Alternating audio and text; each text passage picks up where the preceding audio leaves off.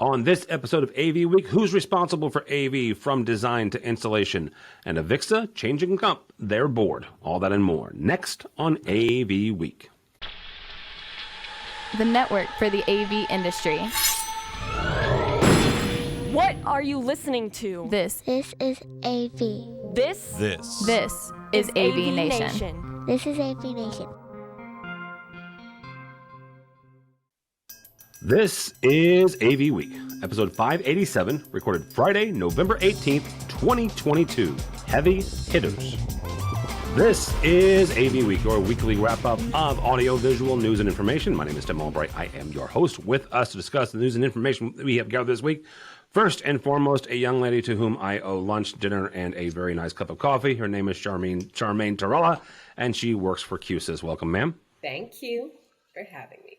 Absolutely, ma'am. Also with us is my brother from another mother. His name is Chris Neto. He is from the New Jersey side, or New Jersey area of the East Coast. I just realized that all y'all are in the New York metro area. So how are you, sir? I am doing excellent. Thanks for asking. Absolutely. And last but not least, speaking brothers from another mother, a brand new dad, Mr. Sharath Abraham from Accenture. Welcome, sir.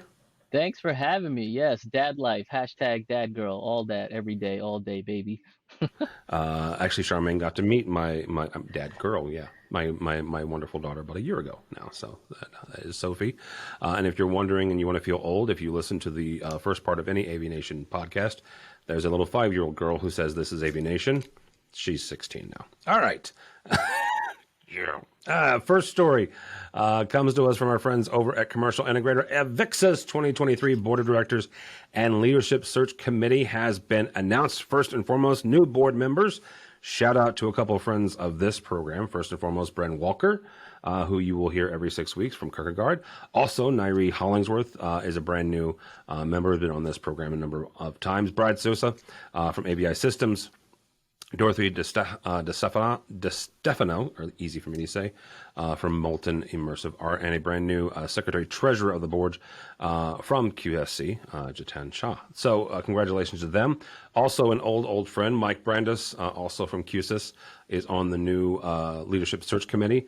Monique Razai from Microsoft, and Graham Harrison, who is now with Blue Sound Professional, but spent years and years and years at BIAM. Charmaine, we're going to start with you on this. Take a look at this board. Take a look at this makeup here. AVIXA has done, according to them, some work on getting diversity into the board, diversity into the Leadership Search Committee. But take a look at it and let's say how we think about this mix, how we think about the mix, both from a DEI standpoint, but honestly, from an industry standpoint, as well, from manufacturing to end users to dealers. Yeah, you took the words out of my mouth, so why should I continue? But yes, that is correct. When I looked at it, shout out to QSC, represent on the AVIXA board, because we have two heavy hitters. We have one of our C-levels, Jayton, who's a very awesome, strong force within navigating, the development of QSC and QSYS's future, and Mike Brandis, right? So very happy to see that on that note from me being also part of QSC. But yeah, the diversity is very good, especially the type of companies, right? Microsoft is on there. That was nice to see and very interesting to see because, in our industry, we play with Microsoft more than we ever imagined nowadays. We implement with it often. And to see that they're part of, folding into the AV conversation as far as being on the AVIXA board is a very huge thing. And hopefully it's a very good trajectory for AVIXA to really hone in on that AV IT convergence more. And when you're looking for, leaders and volunteers, the organization to diversify that through the type of members that are here. One of the things, when I was chairing the Diversity Council, that's one of the things I was hoping for. I was hoping to see more of. And now that they've gone there, that's great. That's AVIXA. But we also need to see more of that from some of the other AV orgs in the industry. AVIXA can't only be the only person diversifying their board members. I won't name names, but we know the others. They have a lot of work to do. And so to keep, right now, diversifying the thought process as to our future of AV and what it entails, this is very important. And it's also very important because it helps AVIXA tell that story through those board members who could help, drive that, thought process and find the people to fit and be the impetus to that drive. So I think it's great. I love it.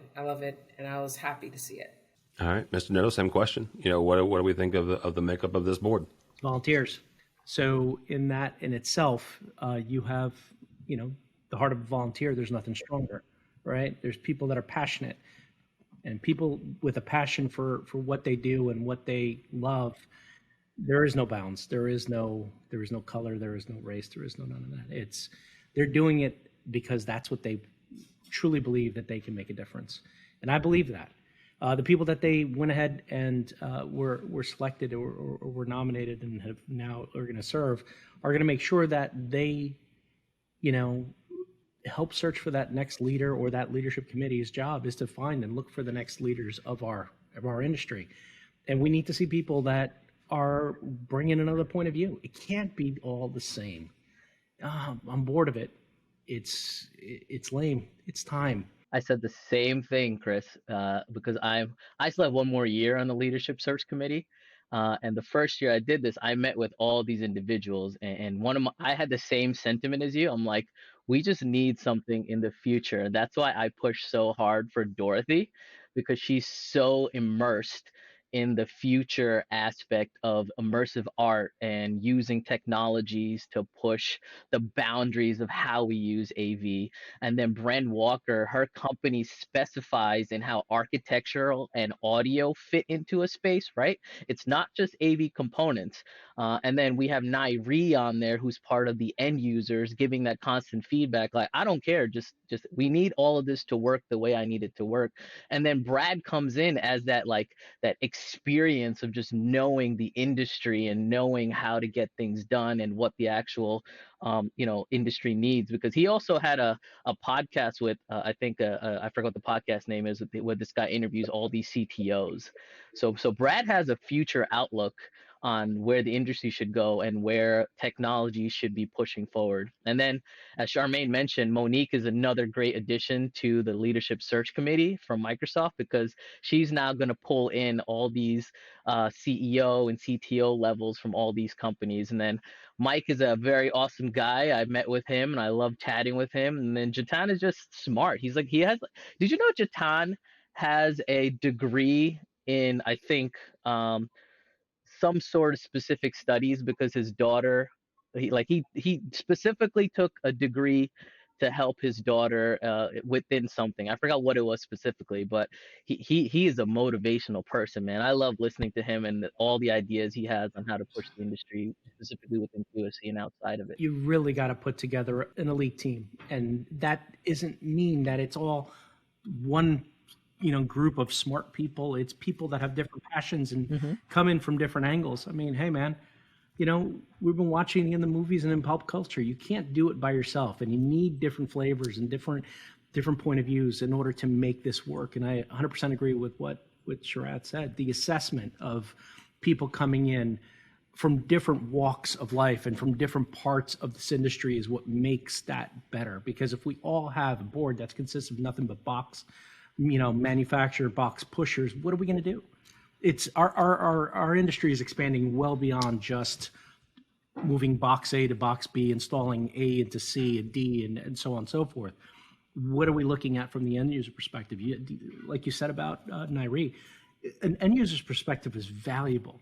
For me personally, the best 13 years of my career was spent understanding what we did wrong as integrators when I was an end user.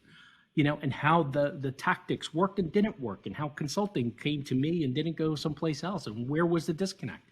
The most valuable part I had to that, and that's, somebody like Nairi is going to bring a fresh perspective into that group when it comes to that, aside from all the other things that the group has to offer. So yeah, but again, like I said, don't get all too excited too fast. That's AVIXA.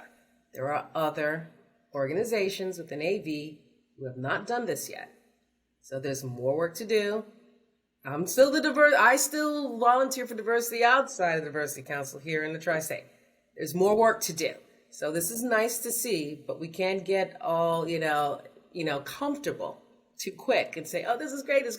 It's not the end all be all. There's more work to be done, and other types of organizations with other aspects of AV that have to do the same. They haven't. I'm with you, Charmaine. We're all here to work, baby. All right, Mama's watching. That's all I know. I'm watching. I'm here to push everything. I'm here to make this industry great. But don't worry, I have the same sentiments as you as well, Charmaine. On the same boat. Yeah, I'm happy, but I'm not comfortable. Of course, yet, so. you can never be too comfortable, right? You gotta always push. Tim, you want to join the conversation, or Who, me? No, I just ask smart people dumb questions. That's my job. That is all I do. And I would concur with what Charmaine said. The one interesting thing about AVIXA versus other industry associations, and I've had some conversations with AVIXA about this, in looking and expanding on my day job, looking for the IT version of AVIXA, right? Is there an IT version of AVIXA? Is there a sports and entertainment version? Is there all of these different verticals that my day job at CTI and marketing looks at? There's not, right? There isn't. AVIXA. There actually is. Well, here's the thing though. There is on the dealer side, right, or the manufacturer side. But AVIXA is unique in the fact that they bring together manufacturing, dealers, in other words, the people that put this in, and the end user, right? Mm-hmm. Do you have somebody that does that for like all those folks together in one? Okay, who? Because I am fascinated. On the IT side, there are several organizations that pretty much do it. Like, for example, Gartner. That's a big one that comes out of mind, right? So what's been happening at the Gartner Symposium in the last couple of years is a lot of the people that exhibited at the Infocom, most of them moved over to exhibit at Gartner. And the reason being is because Gartner, the way they deal with organizations and companies and vendors, their C-levels for these big Fortune 1000s always go to Gartner Symposium. And they broker that between those C-levels and the manufacturers. So there are IT orgs, and I'll tell you, AVIXA knows of some of them, but it's just brokering that bridge to work in concert with them. That's the hard part. We can, in the AV world, probably start tiptoeing and partnering with Gartner Symposium and a lot of other things in IT orgs that do pretty much, and actually their reach is deep. So their reach is very deep into a lot of the organizations that, manufacturers as well as client, as well as, people like Presidio. You're talking about the biggest IT integrator, Presidio. That name comes up. And for us, it would be, the big three, AVI, SPL, Diversify. Presidio is the big one on the IT side. So there are organizations and that's where it comes to driving this diversity of thought and diversity of people to expand on these things, right? That's why I'm happy to see it, because we do have to expand and reach deep, because the IT orgs, they have a deep reach. They have strong, deep reaches, and we are just scratching the surface of our reach with the organizations we work with as it pertains to AV. So we can get deeper. We can. And partnership might be the way. I mean, we're still talking about Chris's favorite subject, AV is AVIT, right? So since I think that's half the battle, Charmaine, is this discussion of is AV IT, is IT AV is still happening, and getting people in the AV industry to just say it is what it is. They're gonna commingle, right? You have to deal with it, right? Get on the boat. It's been happening, right? That's the hard part, because our board is half of them is voted on, right? Like So I'm going to ask a dangerous question. We're not going to get to 3 stories today, kids. We might not get to 2. Why is it still happening? Like, seriously, why are we still having this conversation? Because in the words of Diana Ross, all you have to do is reach out and touch somebody's hand. That's all we have to do in AV. Make it a better place if you can. All we have to do, and AV is very siloed. So in our world, we like to stay away from IT. they don't understand us. We don't need to teach them anything, and I don't want to get involved and touch that. That's where we're still stuck there. Still, we're kind of getting out of that hole, but we're not reaching out as much. You're not going to get IT. IT's trying to reach out, but they're not going to try that hard. Again, their reach is very deep, and they're entrenched in other areas, cybersecurity. There's a whole slew of areas where, they reach out and they've already touched and engage with. But AV, it's up to AV to really just start pushing, pushing out and just push out to IT even more and be comfortable. Integrators, be comfortable with working with the soft as well as the hard. Integrators, the core competency is to work with the hardware, not the software. Get more comfortable with the software. Reach out to Microsoft. Get acquainted with your Microsoft rep for your territory, or that helps. Most AV integrators don't do that, but they're integrating a lot of team rooms. But if you're doing that and you're integrating, most of your work is now integrating MTR rooms, how are you going to evolve if you're not taking the extra step? And that's on education, especially with the integrators and the manufacturers. That's on education, because think about when I was at Crestron and Crestron released VC4, no one understood what VC stood for, which meant virtual control. And then no one understood what a virtual machine was, meaning, hey, I don't have to put in a processor. What is this virtual machine? Where does that virtual machine live? What do you mean in the cloud, right? Those are very basic, minute understandings in the IT world. Like, that's the lowest of the lowest. And a lot of people in the AV industry, and I'm going to shout them out, a lot of integrators, the leadership is not pushing for that education to happen, so that people in their org understand what those things are about. Agreed. And then when they're not pushing and the manufacturer comes out with this VM, what's the VM that you use? What is that? Right? Your virtual machine. It's hard for them to work, the integrators, to see the promise and the value in these products. They don't see the promise. They're not going to talk to their customers. So now the manufacturers have to take that on, and that's what's happening. The manufacturers now in this sector of AV, the manufacturer wing is now the one reaching out to touch somebody's hand and trying to make it a better place, for supply chain reasons, and, for scale reasons, because with the soft side, you can scale. And that hits a lot of organizations who need to scale, whose shared services teams are, all over the place. One of the other areas, and this is where we get to transition to the next in the last story, is educating our folks on the cloud, on virtual. Sharath works for Accenture, and one of the things that he's doing right now is getting some sort of AWS certification, and he brings a story which is fascinating. I'd never heard of this before. It's called Shared Responsibility Model. We are going to talk about this for a second. Mitch will put a link on this episode's page.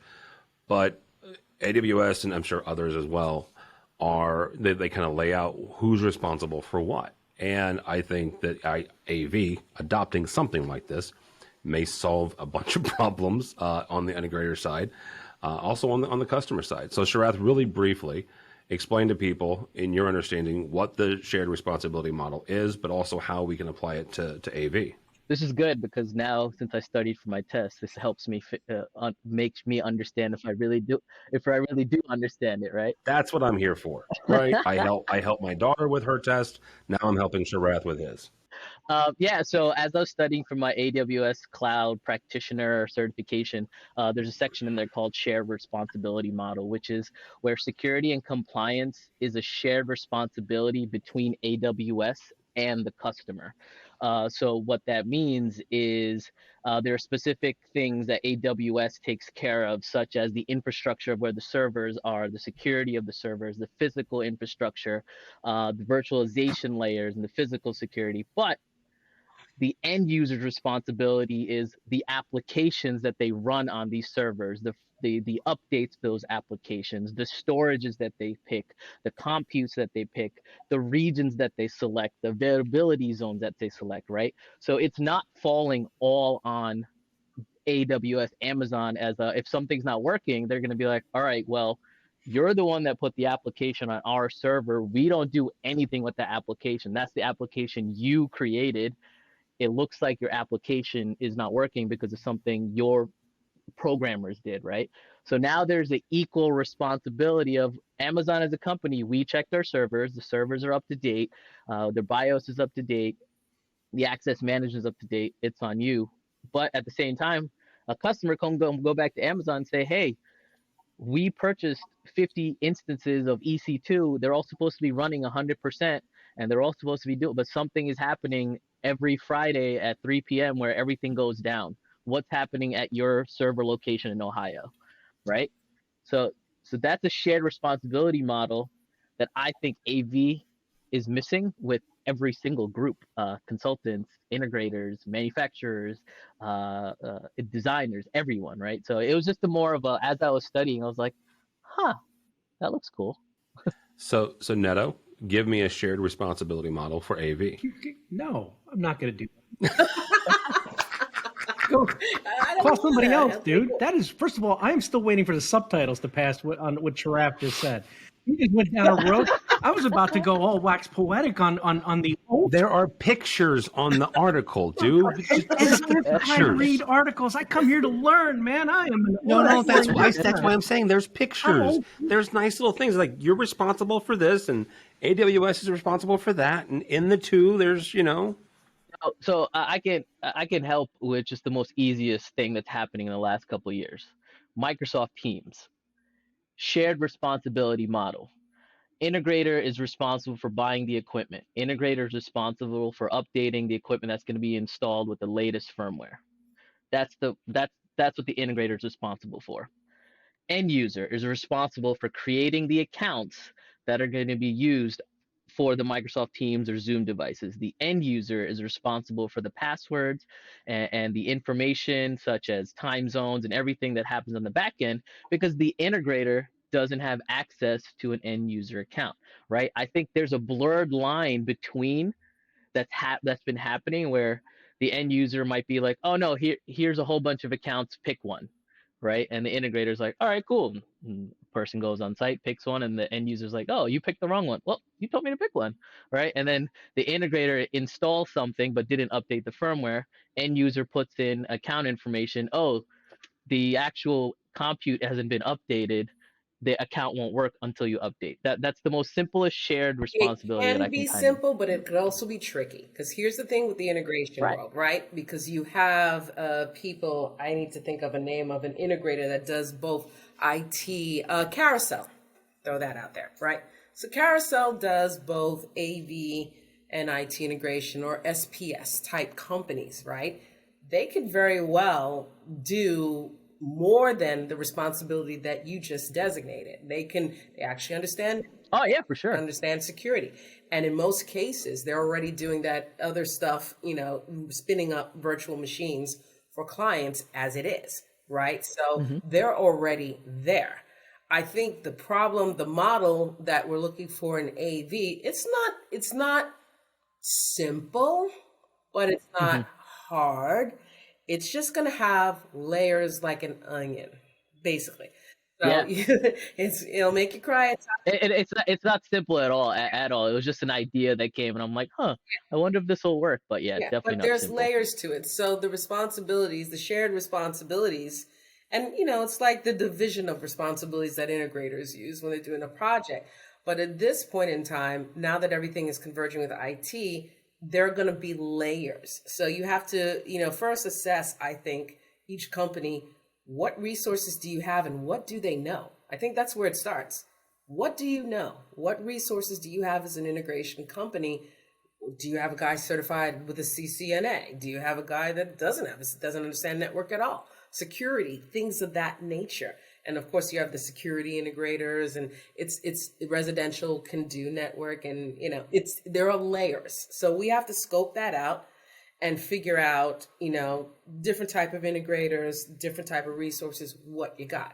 Once you figure that out, then you can start figuring out what those shared responsibilities should be. And fortunately, depending on the integration companies, which is a constant problem, especially now post-pandemic, it's hard to get resources. It's hard to spin them up. And a lot of the integrators are medium-sized and small. So they look to organizations like the AVIXAs and the NSCAs and things of that nature to help give them that guide. If you're going to do something like that and come up and create a model, I think it would need the assistance of these organizations to work with the integration world to come up with a model. And I think it's doable. It just has to be an initiative they want to go after, and it's going to take time, but it's doable. I think 18 months or less, with working with reaching out to the right integrators and a combination of diverse group of integrators, they can figure this out. It's just a project. It's a project that I think someone should start working on. Chris, you have the Chris, answer? It's quite you simple. want to start? Head it up. Actually, I do have the answer. You guys, it's great, but I'm also playing the role of the audience here, right? So in this case, where Sharath completely lost me in the conversation, now Charmaine brought me back. You guys are expecting a level of maturity in AV that we haven't quite reached yet, honestly. We have a hard time, and no disrespect to anybody out there who's going to, send me, hate DMs and stuff like that and hate tweets, but we have a hard time following a PMP process, let alone trying to enable these type of IT standards and IT processes into it, right? We are a process of other things happening. That's AV. In the world of AV, we'd be happy doing amplifiers, speakers, and displays. But at some point, somebody brought in the world of telephony. That is what kind of started us down that road. The minute we started integrating a phone into a conference room and putting it over our speakers, we became something that we did not expect to grow. And then it turned into video conferencing and so on and so forth.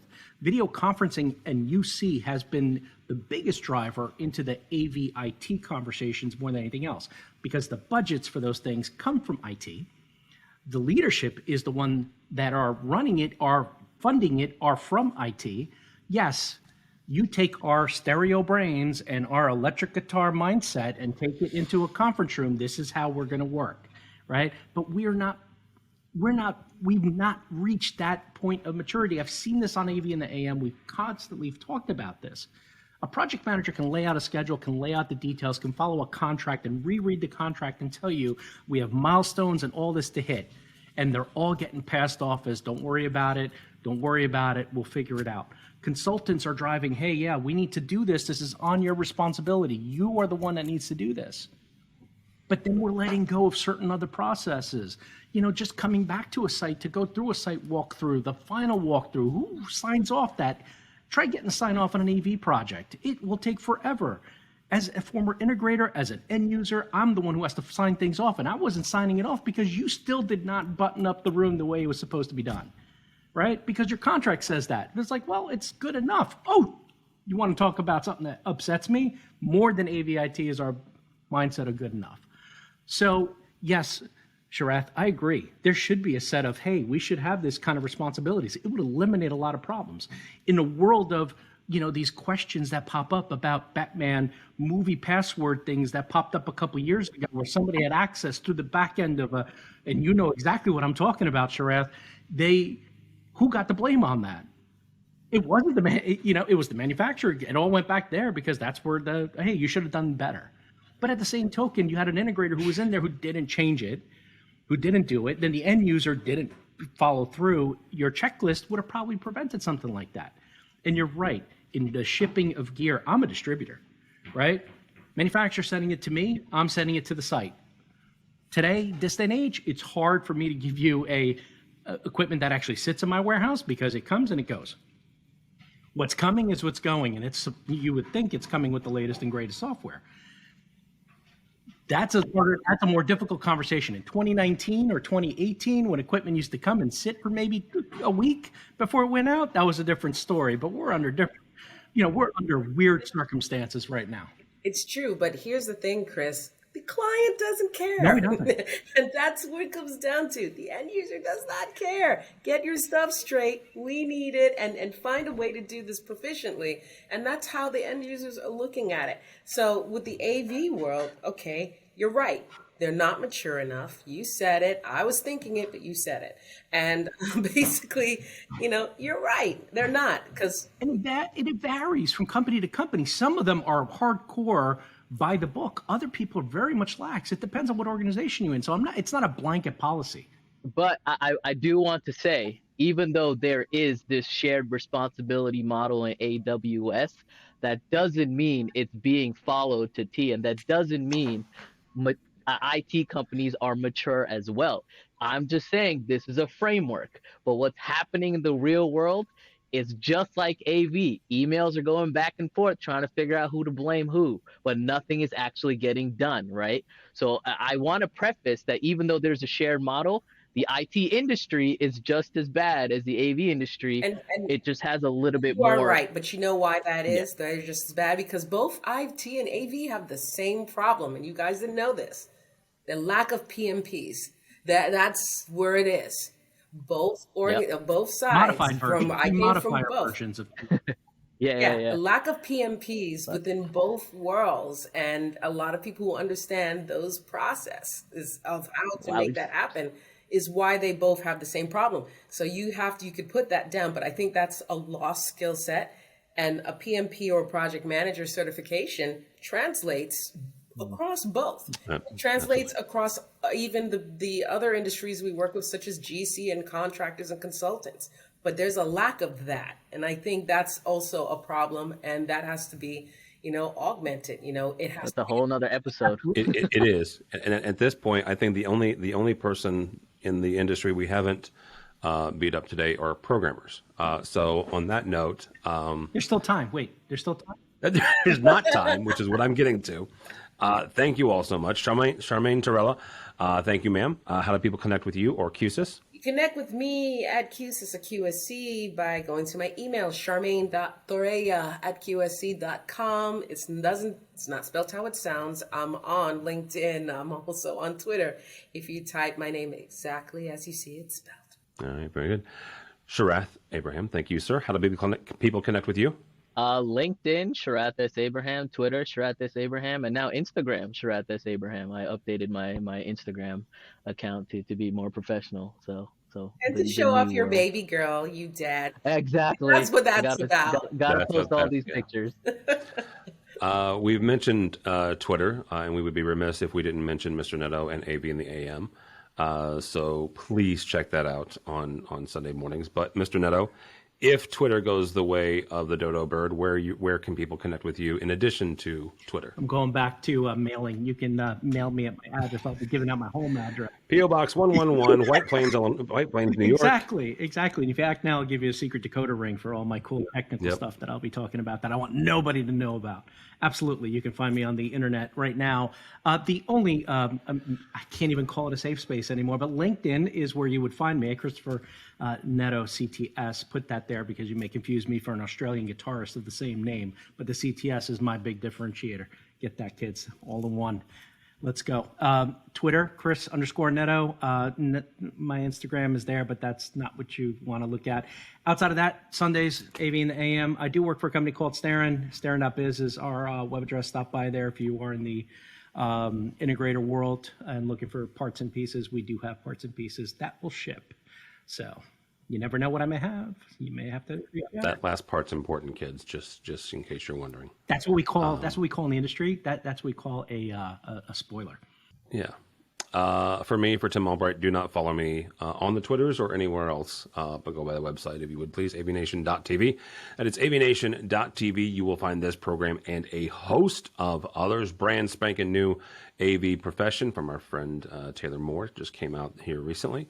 Also check out the new retooled EdTech with our friend Erin Mayer Moran, and all the others. So check all that out and more at AVNation.tv. That is AVNation.tv. Thanks so much for listening. Thank you so much for watching. That's all the time we have for AV Week.